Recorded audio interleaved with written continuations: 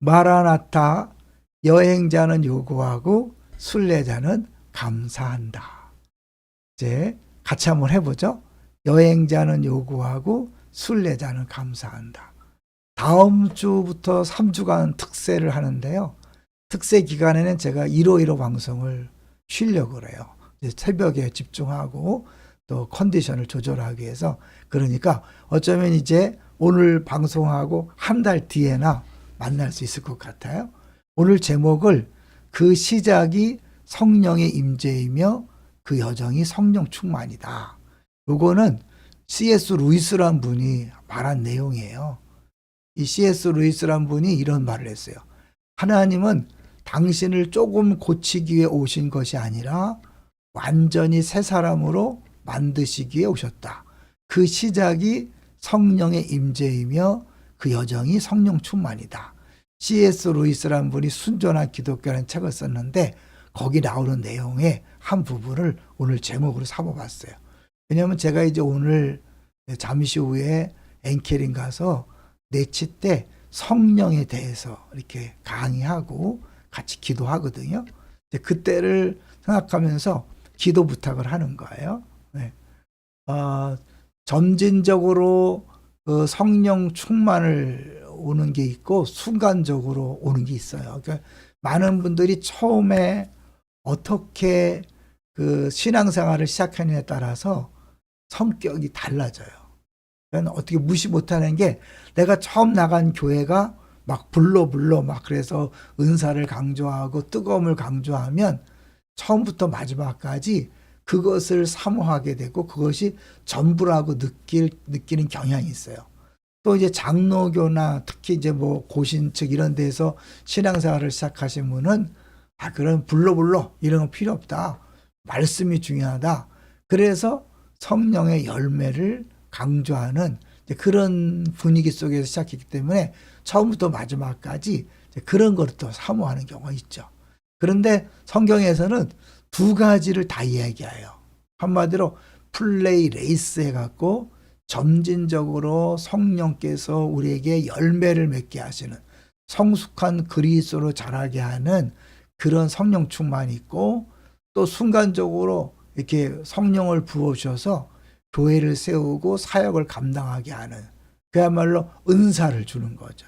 그 은사는 어떻게 보면 신앙의 연륜 또 신앙 인격, 신앙 수준과 상관없이 하나님이 필요해서 주시는 거죠. 그래서 존 스토트라는 분이 이런 말을 했어요. 은사는 내가 무엇을 할 수 있느냐의 문제이고 열매는 내가 어떤 사람인가에 대한 문제다. 그러니까 은사는 하나님께서 교회를 세우기 위해서 주시는 선물이고 열매는 이제 신앙생활을 쭉 해가면서 사랑이나 화평 이런 열매를 이뤄가는 거죠. 근데 하나님은 우리 안에서 둘 다 이루시기를 원하신다는 걸 잊지 마셔야 돼요. 어느 한쪽으로 치우치면 안 되고 사실은 두 개가 다 필요한 거죠. 인격 없는 능력은 위험하다.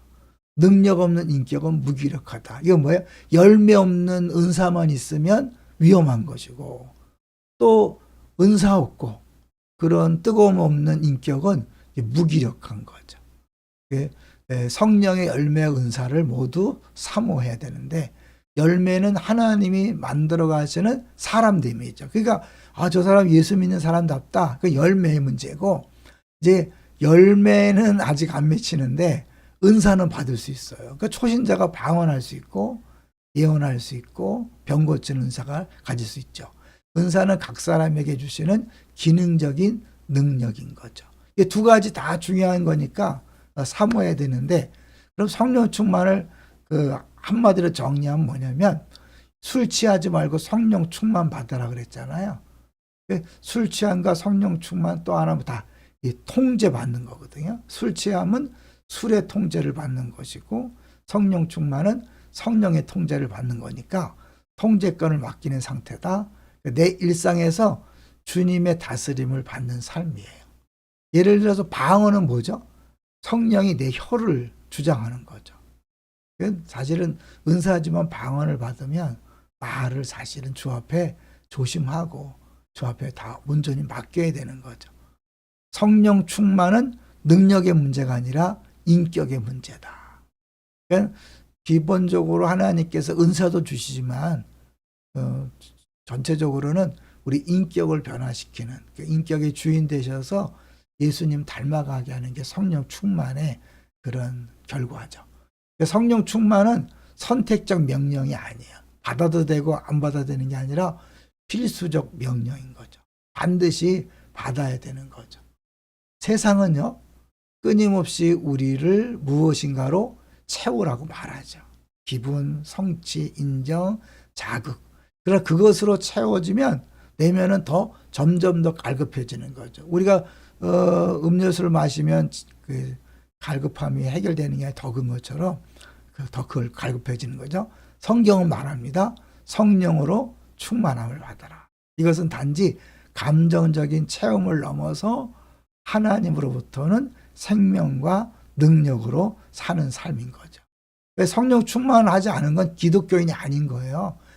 반드시 우리는 성령 충만을 구해야 되고 성령 충만한 삶을 살아야 되는 거죠. 성령 충만이 없는 기독교는 연료 없는 기관차 같다. 그건 뭐예요? 기관차가 모양은 있지만 움직이지 않잖아요. 별로 의미가 없죠. 성령 충만이 없으면 우리는 상황, 감정, 사람, 자기 욕심에 취하게 된다.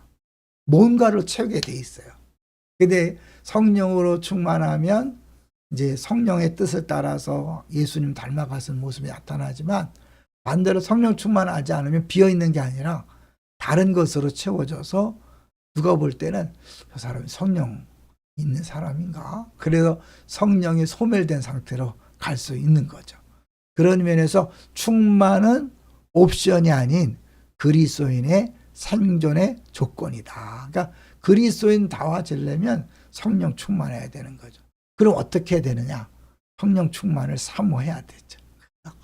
마태복음에 보면 구하는 자에게 좋은 걸 주지 않겠느냐라고 그렇게 말씀하셨는데 누가복음에는 똑같아. 포효는 똑같은데 마지막 부분에서 구하는 자에게 성령을 주시지 않겠느냐.